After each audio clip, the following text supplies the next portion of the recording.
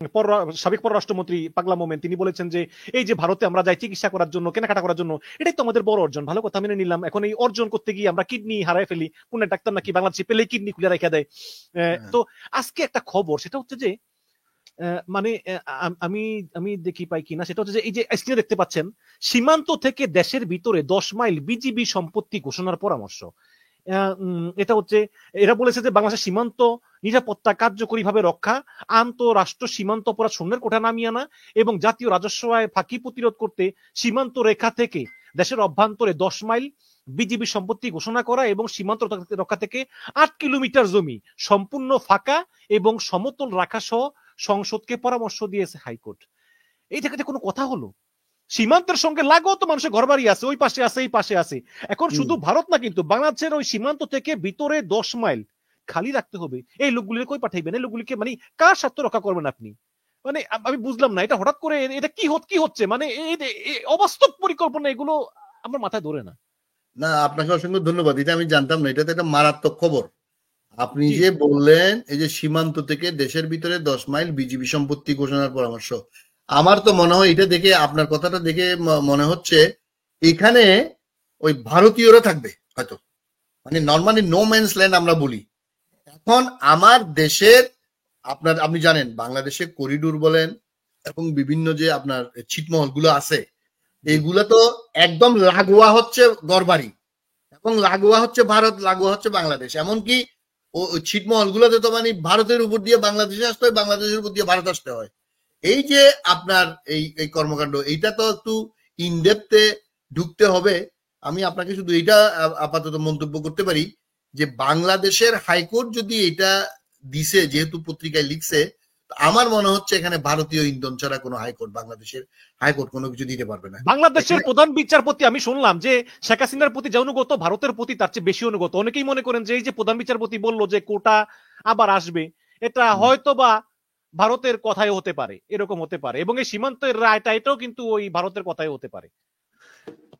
এই যে এখন খুব সম্ভবত ওবায়দুল হাসান এখন বাংলাদেশের প্রধান বিচারপতি। জি জি জি। তার ভাই হচ্ছে আওয়ামী লীগের এমপি। এই কয়দিন আগে সে রিটায়ার করছে, এই 24-এর আগে। এখন তার ছোট ভাই এবং তার বাবাও ছিল আওয়ামী লীগের এমপি।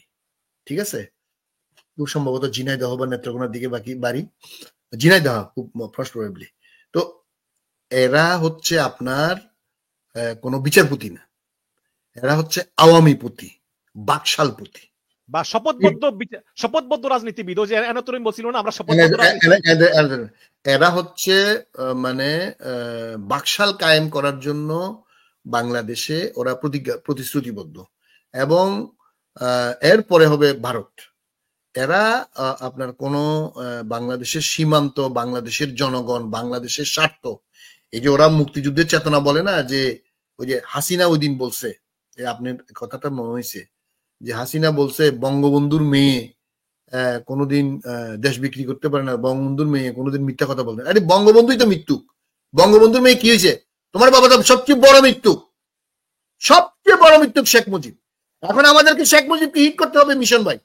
আমরা শেখ মুজিবের আসল চরিত্র আপনাকে বের করতে হবে।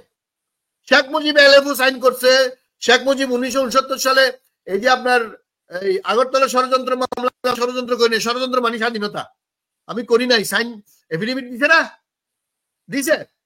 তাজউদ্দিন আপনার 25শে মার্চ রাতের 11টা, 11:30 পর্যন্ত আপনার ট্যাব রেকর্ডার নিয়ে গেছে যে আপনি স্বাধীনতা ঘোষণা করেন নাই। ডক্টর কামালকে উনি রাতের 11:15 পর্যন্ত বলছে, কামাল ইন্টারকম থেকে কোনো খবর আছে? আপনার চট্টগ্রাম থেকে এমআর সিদ্দিকী আপনার এই 7ই মার্চের থেকে 25শে মার্চের বিভিন্ন ঘটনায় গাড়ি চালাই আসছে টেলিফোনে খবর না দিয়া, যে পশ্চিম পাকিস্তানিরা অস্ত্র আনতেছে চট্টগ্রাম বন্দরে, ওদের অবস্থা খারাপ। এমআর চৌধুরী,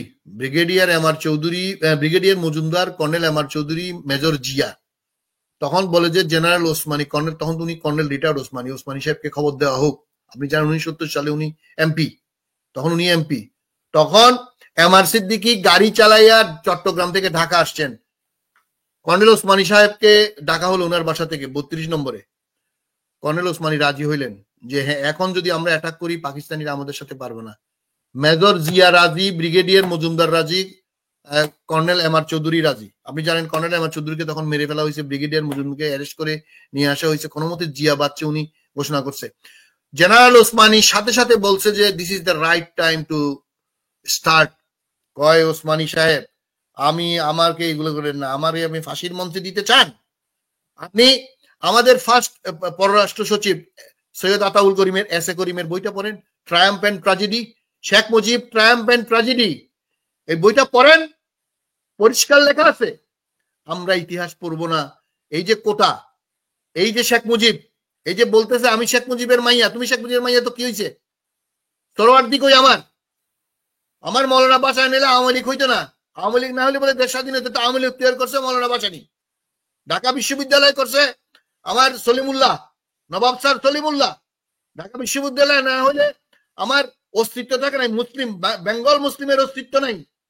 আমার একে ফজলুল হক যদি 1936 সালে প্রথম বেঙ্গলের প্রধানমন্ত্রী না হয়, মুসলমানদের কোনো অস্তিত্ব নাই। তারপরে খাজা নাজিমউদ্দিন প্রধানমন্ত্রী হইলো বেঙ্গলের, তারপরে সোহরাওয়ার্দী হইলো, এরাই আমাদেরকে স্টাবলিশ করছে। এই বেঙ্গল লেজিসলেটিভ অ্যাসেম্বলি 20 জুন 1947 সালে পাকিস্তান ভাগ করে আমাদের বাংলাদেশ আলাদা করছে। নাইলে দুইটা কাশ্মীর হইতো, শেখ মুজিবের বাবা সাধ্য ছিল। আমাদেরকে বলতে হবে, বিএনপি কথা বলে না কেন? শেখ মুজিব অবশ্যই 66 সাল থেকে 1971 সাল পর্যন্ত আমাদের নেতা ছিল, কোনো সন্দেহ নেই। এই 66 সালের জন্য 1000 বছরের শ্রেষ্ঠ বাঙালি কই পাইছেন? 1000 বছরের শ্রেষ্ঠ বাঙালি, আমার 1000 বছরের শ্রেষ্ঠ বাঙালি একে ফজলুল হক, আমার শ্রেষ্ঠ বাঙালি মৌলানা ভাসানী, আমার শ্রেষ্ঠ বাঙালি ফজলুল হোসেন শহীদ সরওয়ার্দী, আমার শ্রেষ্ঠ বাঙালির মধ্যে থাকবে জিয়াউর রহমান, কাজী নজরুল ইসলাম, জেনারেল ওসমানী, সবাই থাকবে। একজনের কৃতিত্ব দিতে দিতে দিতে দিতে যিনি স্বাধীনতা ঘোষণার জন্য মানে বীর পলাতক হয়ে গেছে, 25শে মার্চ রাতের বেলা সুটকিট গোছায় চলে গেছে পাকিস্তানের কারাগারে নাকি পাকিস্তানের গেস্ট হাউসে।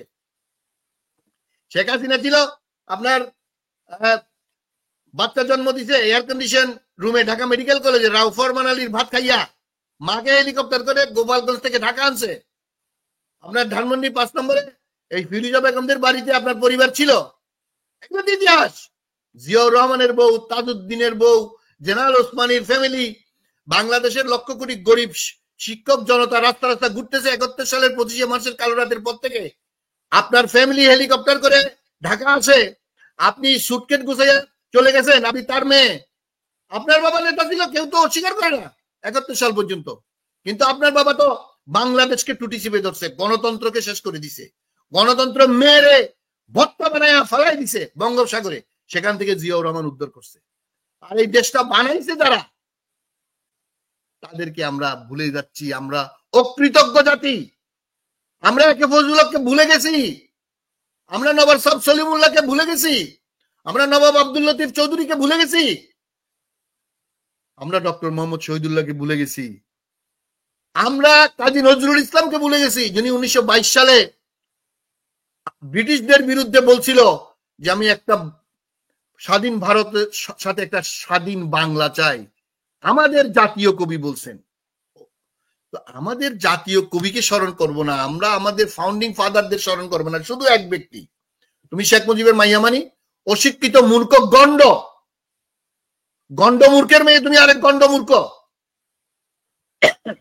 না, আমার মনে হয় যে হয়তো সরকার ভারতকে অনুরোধ করতেছে যে সীমান্ত হত্যা বন্ধ করতে, বা অনুরোধ করার সাহসও নাই, কিন্তু মানে সরকার বুঝতে পারছে যে আসলে ভারতীয় বিএসএফ সীমান্ত হত্যা বন্ধ করবে না। কিন্তু সীমান্ত হত্যা বন্ধ না করলেও জনাল ভাই আপনি দেখেন 10 কিলোমিটার যদি আমাদের চারদিকে ভারতীয় বর্ডার, এই চারদিকে ভারতীয় বর্ডারে যদি আপনি 10 কিলোমিটার ধরে পুরো জায়গা খালি করেন, এ তো বাংলাদেশের 10 ভাগের 1 ভাগই তো খালি হয়ে গেল। মানে এরকম অবাস্তব। এই বিচারক কি ওকে গাধা নাকি? মানে এদেরকে বিচারক বানাইছে কে? আমার এটা মাথায় ধরে না। 10 কিলোমিটার জায়গা খালি করবে, পাবলিককে উঠে দিবে, তো ওদেরকে বসাইবেন কই? ওদেরকে নিবেন কোথায়? এই যে মানে পূর্বপুরুষের ভিটা বাড়ি সবকিছু এগুলো সব সরিয়ে দিবেন। আপনি প্রধান বিচারপতি যে হইছে, আপনি কতজনকে ডিঙ্গিয়া করছে আপনি জানেন? মিনিমাম 35, 35 জন। 35 জন। শুধু এইটা না, গত 6-7 জন, আমি আপনাকে লিস্ট দেবো, আপনাকে অনুষ্ঠানের পরে লিস্ট পাঠাবো, যে বাংলাদেশের এই যে আমাদের যে অ্যাপিলেট ডিভিশনে কত বড়, এই যে ব্যারিস্টার ইশতিয়াক আহমেদের ছেলে মনে করেন আছে, সে one of the most senior জাজ, বিএনপি করে না, কিন্তু বিএনপির আমলে তার অ্যাপয়েন্টমেন্ট কেন হয়েছে? ডক্টর নামটা ভুলে গেছি আমি আপনাকে পাঠাবো, একজন না, আমি আপনাকে মানে 30 এর আগে যে সিদ্দিকী, হাসান ফয়েজ সিদ্দিকী, এর আগে যারা ছিল সবগুলা হচ্ছে এদের জুনিয়র। এই 35 জন 40 জন জাস্টিসকে ডিঙ্গায়া, শুধু এইটা না তো, আপনার এপিলেট ডিভিশনের যত জাজ আছে এই 30 জনের জুনিয়র। এই দেশটাকে ভাই, আপনি যে বললাম না কোনটা ছেড়ে কোনটা বলবো, এই দেশটা মানে ধ্বংসের যে কোথায় নিয়ে গেছে শেখ মুজিব এবং শেখ মুজিবের মাইয়া। এখন এরা প্রতিশোধ নিচ্ছে। শেখ মুজিবকে 15ই আগস্টের, এখানে তো কোনো রাজনীতি, বাংলাদেশে কি কোনো রাজনীতি আছে আপনি আমাকে বলেন? বাংলাদেশে কোনো রাজনীতি নাই।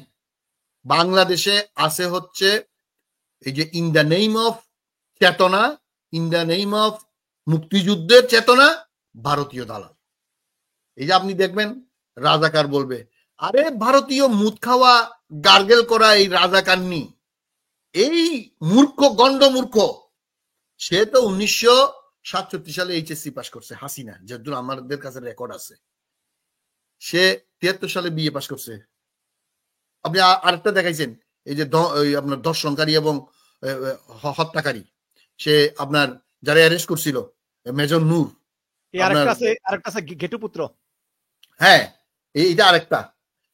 এইটা না তো, আপনি যেখানে যাবেন আমাদের দেশটাকে লুটেপুটে খাওয়ার জন্য, আমাদের দেশটাকে যাতে আমরা মেরুদণ্ড সোজা করে, আমাদের যাতে গাটস আমাদের না থাকে, ভারত করবে এবং সেখানে